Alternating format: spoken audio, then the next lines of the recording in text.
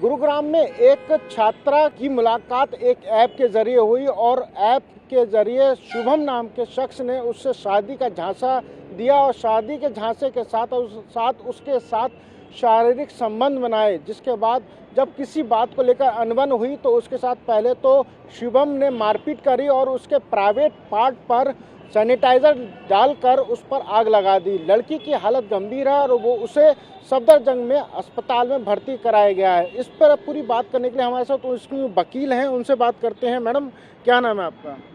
जी नमस्ते, मेरा नाम एडवोकेट रीना राय है। मैं सिक्किम से हूँ और दिल्ली में मैं एज अ प्रैक्टिसिंग लॉयर हूँ लाइक 2016 से।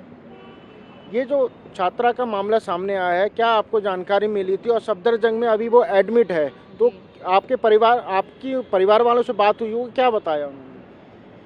जी आज मेरा केस था पहले थी सजारी कोर्ट में, आफ्टर दैट गुड़गांव में। जो जैसे मैं वापस पहुंची घर तो मुझे फ़ोन आया कि ऐसा ऐसा मैटर है और सफदरजंग में एडमिटेड है।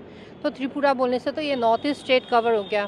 तो जैसे कि मैं एक नॉर्थ ईस्ट इम्पैनल्ड एडवोकेट हूँ और दिल्ली पुलिस की नॉर्थ ईस्ट रिप्रेजेंटेटिव। सो छोटी सी जानकारी देना चाहूँगी यहाँ पे, जैसे कि यहाँ पे लोकल सब लोगों के लिए, जनरल के लिए है हेल्पलाइन नंबर 112, 100 से 112, राइट। लेकिन हमारे नॉर्थ ईस्ट वाले के हैं 1093 और ऑफिस है special police unit for north east region जो नानकपुरा मोती बाग में है।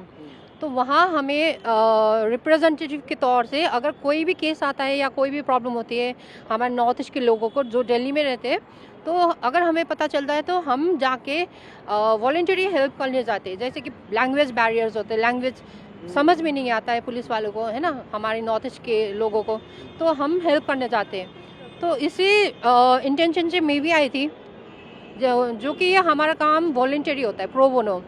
तो मैं यहाँ आई थी कि just to inquire what is the status. लेकिन आने से पहले मैंने उनके माँ से बात किया था। उनकी माँ ने बोला था कि हाँ मैम आप आ जाइए, हमें आपकी हेल्प की ज़रूरत है। लेकिन मैं जब तक यहाँ पहुँची ट्रैफिक जाम इतना था और गलत एड्रेस भेज दिया था आगे किसी ने। तो फिर बाद में जब तक यहाँ पहुँची तो उनकी माँ को, विक्टिम की माँ को आईसीयू के अंदर ही रख दिया था पुलिस वाले ने। और बाहर पुलिस वाले इतना तैनात थे, एक लेडी कांस्टेबल और 2 जेंट्स थे, वो लोग अंदर ही जाने नहीं दे रहे थे।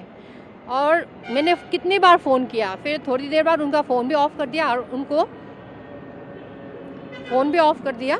और उनको अंदर आईसीयू से बाहर निकलने भी नहीं दिया। तो बाहर की साइड में पापा बैठे हुए थे वेटिंग हॉल में। तो मैंने उनके पापा से बात करने के लिए ट्राई किया था, लेकिन वो त्रिपुरा के होने की वजह से उनका लैंग्वेज में थोड़ा वो था, दिक्कत था। तो मैंने फ़ोन लगाया, एक स्टूडेंट है वहाँ पे, तो मैंने उनसे बोला कि उनसे पूछना कि उनके बेटी को क्या क्या हुआ है। तो उन्होंने मुझे फिर फ़ोन में सारा ट्रांसलेट करके बताया कि उनकी बेटी के मीन्स इस प्राइवेट पार्ट्स में सैनिटाइज़र लगा के ये लाइटर से जलाते थे और बॉडी के डिफरेंट पार्ट्स में भी, ऑर्गन्स में भी ऐसे ही करता था वो।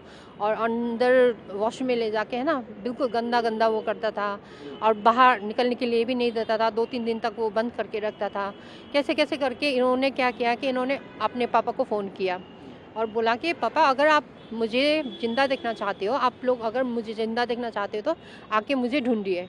तब जाके शायद ये लोग यहाँ पे आए, लेकिन उनकी माँ से बिल्कुल बात नहीं हो पाई। आफ्टर रीचिंग हॉस्पिटल इनके पापा ने सिर्फ वो मेरी एक स्टूडेंट बहन से बात किया, तो उन्होंने मुझे बताया था बाकी। तो इसकी मुलाकात कैसे हुई, कुछ आपको जानकारी मिली हो?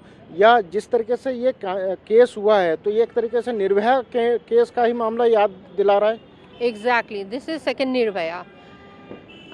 जैसे कि देखिए निर्भया केस में भी हुआ था, है ना, रॉड्स डाल के ये सब करके। इसने भी कुछ ऐसा आई थिंक मेटल्स कुछ डाला है, वो रिपोर्ट में आया। और मेडिकल रिपोर्ट में भी ये है कि उसका रेप भी हुआ है।